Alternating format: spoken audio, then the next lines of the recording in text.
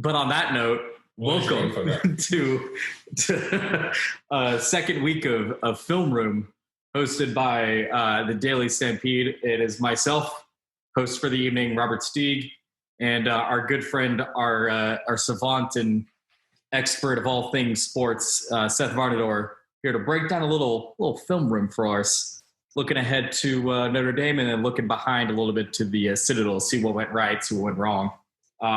Seth, what do you got for us this time? All right, well, let's take a look. Let's just get right to it. I mean, that's what everyone's here for, right? Let's take a look at the Citadel game. We'll start with the defense. So, cool stuff from the defense. They did a bunch of different things, but one of the keys was this. This is like this is a common, not super common, but this is a way I've seen people try to deal with the option. They'll put a linebacker, but a lot of times they play him really close to the line of scrimmage, and then they'll stack another linebacker right behind him. So, but it's usually like the first guy's here, the second guy's here. So it's just three guys really tight, and to try to mess with stuff, try to mess with the reads and get guys free. So they did that, but they basically put, I believe this is Mr. Smoke back here, and you got Greer. They basically told him, hey, man, you just go sideline to sideline. That's all you got to worry about. I think they played a type of robber coverage where he can be flat-footed, and they played with three safeties. So he's one, there's your second safety, there's your third safety, and your corners did different things throughout the night. So we'll show a couple different things. But these guys being stacked makes them tougher to block because then they can read it. And then Greer did a pretty good job of not letting himself get blocked all night. So I think you can see that here. He just avoids the block and goes in and makes a play. You can see the safety here is just flying out the pitch. Greer avoids the block, and now he's in a position to make a tackle. And they have bodies on the pitch too. So that was one way they did it, with that kind of stack, which is pretty cool. They kept it here. Now you have the corners rolled up. And then you have three down linemen, linebacker, and then five defensive backs. So 3-3-5, right? Mm-hmm. Here's your safety, sack behind the linebacker. And here they do, this is something else they did. They did a little bit of movement where they'll move him in the gap and have him come back behind it. And so that's Greer again getting in there almost untouched with the blitz and then the move at the snap. And now I'm able to come back through this open gap and get on the quarterback. There was a 3rd and 1 early, but still almost stopped them on 3rd and 1 when you think these triple option teams can get 1 yard whenever they want, right? Mm. Again, you have the stack here. And now this is another way they played it. So I thought they were playing it looked like it may have been some type of version of too high for a lot of the night, too deep, really. So there'll be times when, like the first play we saw, looked like the corners were playing the deep half. And there are times where I believe they did like this, where the corners would play the flat, and then these guys would bail for deep half, and you still had him kind of sitting and reading, and he could rob stuff. So when you have a robber in the middle of the field, he can kind of sit. If he sees run, he can fly to it. If he sees pass, he's just flat-footed. He can get back underneath it. He ends up getting beat later on a crosser, and KJ Sales was not pleased with him, but the guy pushed off a little bit too. So, but you can see here, yeah. That's right. Not in the long run, Steeg.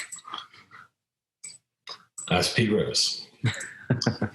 So here the corner comes up and the safety bails for deep half. And this is the fumble here. Just did a good job of somebody getting their hands in there, disrupting the play a little bit. But you can see these guys are bailing. The corners are coming up to play pitch. And then these guys play pretty aggressive all night. Somebody gets a hand on the ball, fumbles it. Mike Hampton picks it up for a big turnover on the first drive. So some cool stuff. Basically switching up the responsibilities for these four guys. Sometimes the safeties will play deep pass. Sometimes the corners will. Mixing up the responsibilities, letting the corners play in the flat and stop the run. Mm-hmm. All right, so they did some pretty cool stuff on defense there. Yeah, it was a very unique way to attack a triple option. Yeah, they didn't get in a bunch of heavy formations and just bring a bunch of linemen in. They're like, all right, we're kind of going to attack it with speed. And they did get a little lucky at some points, and I'll show that later on. But for the most part, really good scheme and really good execution. So big shout out to Glenn Spencer on that. Yeah, really cool stuff. So this is the first drive. So Nate and I were both up in the booth, and they bring in Dollison, and we're like, okay. They had Brock Nichols in, or not Brock Nichols. They had oh my Lord, Bryce Miller. There's no reason to confuse those two. They had Miller in the game, and then they took him out and put in Dollison. So we were both thinking, and we said to each other, maybe a shot. And then we said, well, it looks like open. Maybe you'll have a post, right? So Dollison's going to run a deep post. But what I didn't see live, and what I see now, is that they actually went double post with a deep crosser. All right. So when I've called double post in the past, what you're trying to do really is high-low this guy. I don't really, I'm not looking at him too bad now. If he gets a lot of depth, then I don't want to throw this post. But a lot of times, if you're trying to hit this double post, I'll watch him a lot. If he runs with the first one, then I know I got the second one going behind his head, right? So I'm going to let him run, and then I got the second one-on-one outside. So here's what happens. Because I was wondering when he threw it, I'm like, that's really far over for a post. Well, you got one that's kind of taking guys away.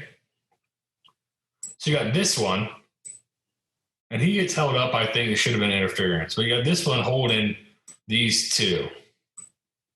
And now you basically have from here over to throw this post one-on-one to, I believe that's Latrell Williams. And he's probably going to win because this dude's super fast. But you have a shot, but I think you kind of pick the one guy you don't want to throw it to here. Right there, when I see that safety get underneath it and I see him run, I'm either coming to this second post, and then if that's not there, then you got St. Felix coming on a deep crosser. So actually, when we were thinking, okay, it's probably interference, it's actually, he shouldn't have thrown the ball there. He should have thrown it here or stepped up and thrown it there.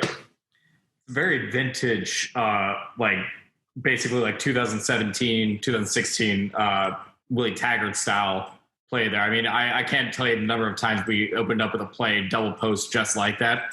Let either Rodney Adams, Marquez Valdez, or Tyree McCants just basically take it and burn. If you've got some speed, it's really, and you can protect it, and you see what they did here by using a little play action. They kept a 7-man protection, keep the tight end in, keep the back in. So not a max protect, but only 3 guys out in the route, so pretty close to it. He's making himself make a perfect throw here. If he just takes this post or this one, there's a lot more, or this deep crosser, there's a lot more margin for error. So a good throw, you might still win there, but, not the best decision. So here's the next drive. You got, or later on, I guess, in the game. This is a little bit out of order. But defensively, you have, so here's your corners coming up and play. This is another reason they're able to play so well. That Sales coming up, and then you have your safety coming downhill and filling. So we talked about the corners. Sometimes they'd come up and play. You can see up here, he's coming up to play. And then the safety reads run, and he can come down too. So they did a good job of letting their guys come downhill. And then the defense did a good job of coming downhill and not being tentative. Mm-hmm. Here's another look at it. And this is when Boyles tackles a dude with another dude. It's always a good thing. Yeah. So here's your corner coming there. Your safety's getting over the top.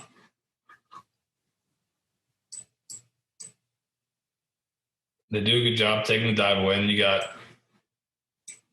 he's out here occupying the blocker. And you have your linebackers, Greer and Boyles both over there and ready to make the play. And then Boyles pushes the quarterback into the running back and tackles them, which is pretty cool. So the defense just played great. I was about to say physical the entire night. Yeah. So here's another kind of thing that I think McLeod can work on a little bit here. So right here, this isn't great, right? But look at what you have there.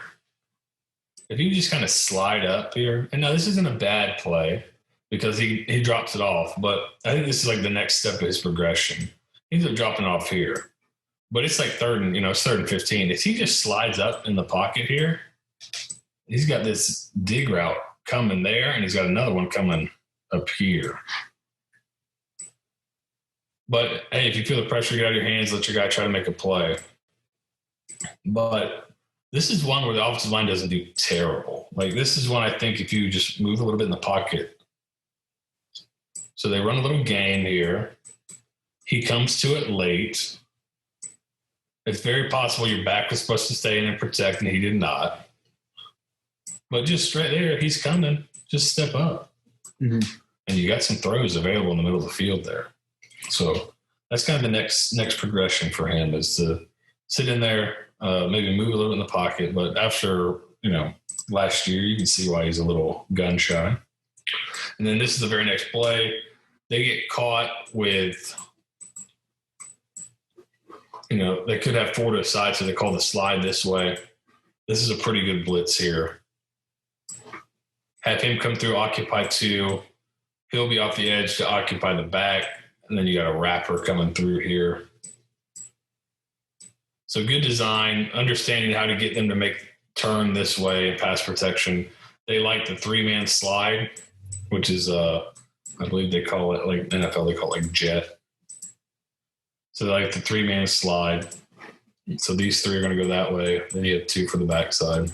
The Citadel does a good job getting them to turn that way. Then they bring, basically try to bring 3 on, or make it 3 on 2 by occupying some guys some other way. So that's the failed 4th down. And this is the one I'd say defense got a little bit lucky on. But after this, it's pretty much game over. Like, they shut it all out. Right here, you got a blocker for him, you got a blocker for him, and he's getting the ball on the run. So right here, this is what they had to go to. They had to switch from their triple option stuff to more of their lead option stuff. And when you duck under here, you let him get to that level. He's got here. He's running off there. So you have right here, you're like, oh, this is going to be a pretty good play right here for them. You still have some guys coming, but he drops the pitch. You get a little fortunate there, but the USF defense also figured that out as the night went on. So fortunate, yes, but it wasn't something that lingered. I was about to say, luck's the name of the game sometimes. Yes. Early, lucky break helps. So here's a little RPO scheme. It's a little zone and then double slants here. Looks like you got a go route up top. Good throw. And this is where the RPO stuff can help you. You see he kind of fills. So if you think it's a blitz, then I got all this room to throw it. So you can they're kind of built-in blitz beaters. And they help your offensive line because the ball gets out of hand. Nice catch. And he could have gone either one. He could have gone inside out. We always taught guys to read this inside out. So the inside guy's open, take it. But just try to get that throw down a little bit because you're going to get him murdered. All right. So another thing Weiss likes to do in the run game is to motion this guy, have him kick out the end. They did it earlier, I think they did on the first drive, and we snapped it a little quick. But he's going to go to kick out the end and then duck him, bluff, and they're just throwing it up. So right here you can see the way he's breaking down the block. This is designed to throw to him. There's nothing else to it. So a good play, good job selling by the tight end here. duck it. Good job flipping your hips and throwing. And you got a good run after the catch here. I feel like I've seen Alabama and Clemson run that play trillions of times. Oh, yeah. Any team that runs split zone, and split zone is where you bring a guy from the front to the back and kick out the end with them, that's got to be a staple for you. And they do that. And they love to get the tight end out in the flat and use him in a variety of ways. And we'll see that later when we talk about Noah Johnson's touchdown. So here's a little inverted veer. This is one of the big things in the run game. Looks like he's slanted, so he took him, but he's going to – usually you're reading the end man. And they could even be reading the second-level defender. You know, you could read this guy if you want to, which he very well may be. But if they're not flying out, if you're reading the end, if he doesn't fly out, if he goes inside, it's an easy give here. You have this guard wrapping to block, and the quarterback could keep it and follow him. So it's inverted veer because veer typically is the back going downhill. The quarterback can pull it and go wide. You're just switching the rules here. And then you get forward out in space, and you always like that when you can do that.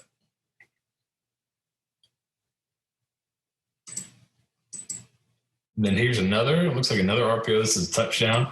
Looks like you got to go route outside and just a speed out. Inside, you're just running inside zone, it looks like.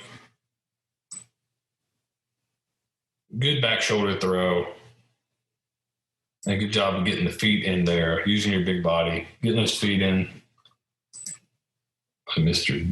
Odom's Dukes, I believe is his name. Oh, yeah. Now, finally, he gets himself a good touchdown in action. I know Jeff Scott and company were highly praising him the week of, so... Yes.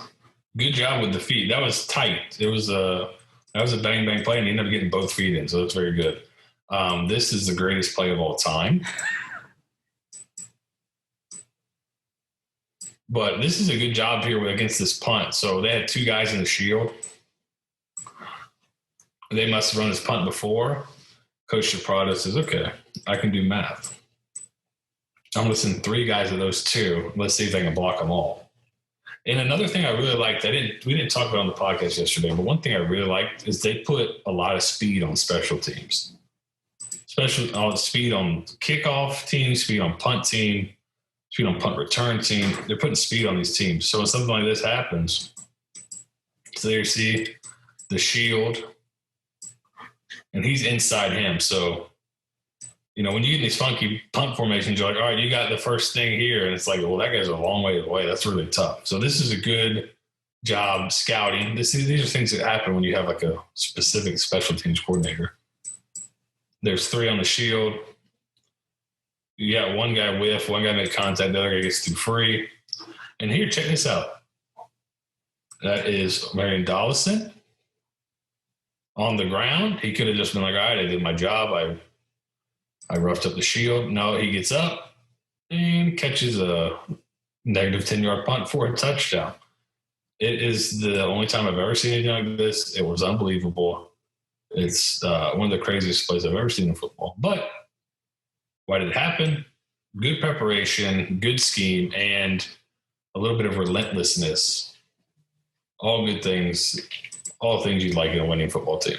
Who's the guy? Is that Brock Nichols, or who is that made contact with the punter? Because I'm fairly certain that's Brock Nichols. I don't want to call Brock Nichols the fastest man on earth, but I'm fairly certain if he comes through and the punter actually handles that, he might block that. Yeah, I mean, he's going to get a full head of steam here. I would guarantee, based on his team photo, that he would lay out for this. So yeah, it's a good scheme, and then you mix in a little bit of want to with it, and you get good results. So here's Noah Johnson in the game. So what they started to do is I think they started just almost run like a midline. They just would read interior defensive linemen. Now it looks here like they're not sure. This could be a product of you having a young offensive line or just a funky look where you got three guys. It looks from the center, between the center and tackle, almost they're all covered up, it looks like. But they kind of let all three of them go and get read. Because you want to you're letting one of the interior guys go and reading them. Well, they decided, we're just going to let all three of them go. They're not very fast, so it works out for you. And now look at all these extra blockers I got. I don't think that's how it was designed. God, I hope not. Like a screen, but it works out well here when you've got guys that can't quite make the play. But that's what they're reading the interior lineman, let the running back take it wide, and then you got some good running in the open field. Your quarterback's coming in here, throwing a block. Just good vibes. What everyone loves to see is a QB downfield throwing blocks like that. Yes. If I just showed you this picture and it said, here's the line of scrimmage, you say, oh, this is a screen. It was not. Or maybe Weiss Jr. is just a genius. Oh, yeah. What if we don't block anyone, man? He's on Joe Rogan's podcast. We'll have to Photoshop his face over Elon Musk. All right, so then here's the touchdown run. So you got a little jet motion. So jet motion gets eyes coming this way. And then you got what looks like split zone. But he's actually going to run in the flat. You have a dive player. Let's erase some of this stuff so it doesn't get in the way too much here. All right. Let's go over here. So right here, dive player.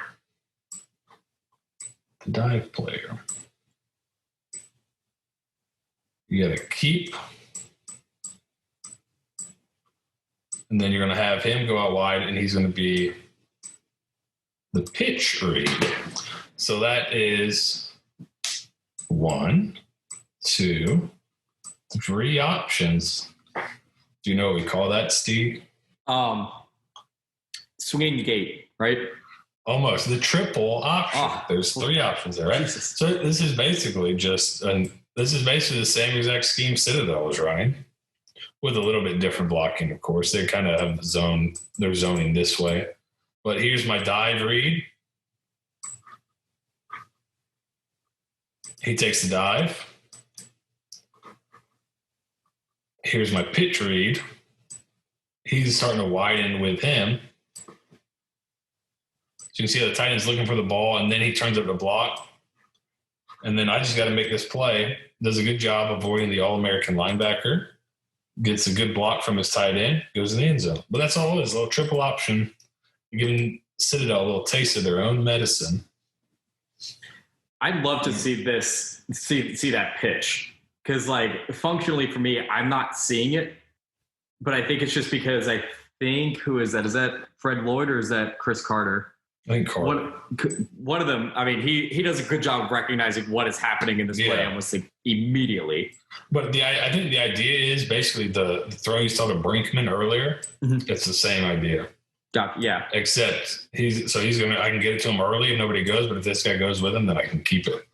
Gotcha. So basically just like a little pitch and catch, basically. Yeah, real easy. Yes. There's a flat throw. Mm-hmm. When you add it to a run play, you can do stuff like that. And then some teams will add just like on the backside of a zone play, they'll just whip it out there. But cool stuff. Triple option, basically. Yeah. Here we go. Here's another RPO. This is when I thought maybe we could have thrown this one here. Looks like a go and a speed out, which seems to be like, they're pretty basic with the RPO stuff, I think. And I think some of it is by design. So right here, either way, there's nobody, for these out routes on either side. You got a lot of room to either side if you wanted to take one of the out routes, which you could. But you also it could just be a box count thing, If I cut one of these guys loose, I don't have a loaded box. And then maybe make the wrong decision, but a good player can make you right even when you're wrong. So great move in the hole. And then we had a nice long run here. But that was RPO. So we talked all season about how Weiss likes to run RPOs. You're going to see a lot of RPOs. Could you have taken one of these throws? Yeah, I'd say they're open. But, one backer in the box, maybe it's just a simple box count. I don't know. But big play nonetheless. Mm-hmm. And then here's some young guys getting some reps here. Again, looks to be possibly some type of stretch. It could be a stretch with a quarterback read attached to it. But you got Brian Battie in here, a young guy, making a nice run, breaking through some arm tackles for a guy that some people thought was too small to play at this level. But he's super explosive, and he shows it there. And this is another great sign here. So we're going to go jet sweep, which is another part of the Weis offense using motion. But watch this cut. That's a really, really upper level elite cut by Omarion Dawson there. God, that was Dawson. Jesus Christ. Yes. Cut. I mean, look at this. This is like elite. Just stick your foot in the ground, get vertical. And then be strong enough to run through an arm tackle. Run through. There's your All-American linebacker. Holding on for dear life. So I think those, I kind of added those on because those two, they were impressive to me being the size they are, the age they are, and running through arm tackles. So they must be pretty strong, tough dudes. So I'd imagine you're going to see a lot more of them. And Dawson's on every special team, it looks like. So these guys must be pretty tough. No, I was watching the mic'd up thing today for Pat White. It seems like what the biggest preaching point for their running backs, wide receivers is breaking tackles and breaking arm tackles. And that prime example of it there. Yeah, explosive plays. Mm-hmm. Broken tackles lead to those. Last touchdown of the night, you got a little split zone. So basically, you got a touchdown off like a split zone bluff triple option. You got a first down off a split zone bluff, throw it out to the tight end. Then you're down in the red zone here, and then we're just going to run regular split zone, kick out the end man with him. It could even be something where, you'll see later on, maybe he'll wrap around and bluff and as a read, but just straight zone here. And Lisa Kelly Joyner does a good job just sticking his head down, getting in for a touchdown here. Again, running through an arm tackle here. So these guys have been hitting the weight room, at least it would seem. For how small they are, God, I hope so. But explosiveness tends to come out not only in, if you're an explosive athlete, not only you're moving fast, but you can run through those arm tackles. That's part of explosiveness. And those guys seem to have it. And that's a pretty good sign going down the road that you got some explosive playmakers this year. That's always good news. I was sorely missed, as we've highlighted many times, as a lack of explosiveness, and for lack of a better term, they did pretty well against Citadel. Yeah. Awesome. Well, that about wraps up the Citadel, and looking back and the highlights and maybe some things to work on as well, and some hiccups here and there. But overall, I'd say they did all the right things for the first game of the season with no spring practice and got a lot of experience under their belts. So, and I think they didn't show a lot either. I think I'm assuming, just based on watching it again, that they were pretty vanilla, especially on offense. On defense, it's kind of like do what you have to do to stop the option. Mm-hmm. But I think you're going to see an attacking style on defense still, which is what you want to see. I think it helps generate turnovers, that kind of stuff. That's the way the modern college football is going. And then offensively, I don't think they showed a ton. So this week will be, I think maybe next week's film room will be a little bit longer on new offensive stuff. So yeah, I'm excited to see what they break out of the playbook for the offense and defensively, how they're going to match up there. But I still don't think they open up the playbook or get too specific until that Cincinnati game, or not the Cincinnati game, the ECU game. Jesus. Yeah, they might have stuff there, but. Maybe they'll break out the old Hail Mary. The old pitch and catch, pitch and ladder. Yeah. Beautiful. So awesome. Well, thanks, Seth. As always, you bring so much insight, so much handsomeness, and so much intelligence to our lack of all three of those there. So that about wraps it up for our look back to Notre Dame, or not Notre Dame, to the Citadel. On to Notre Dame, I guess. We're on to Notre Dame. Oh, yeah.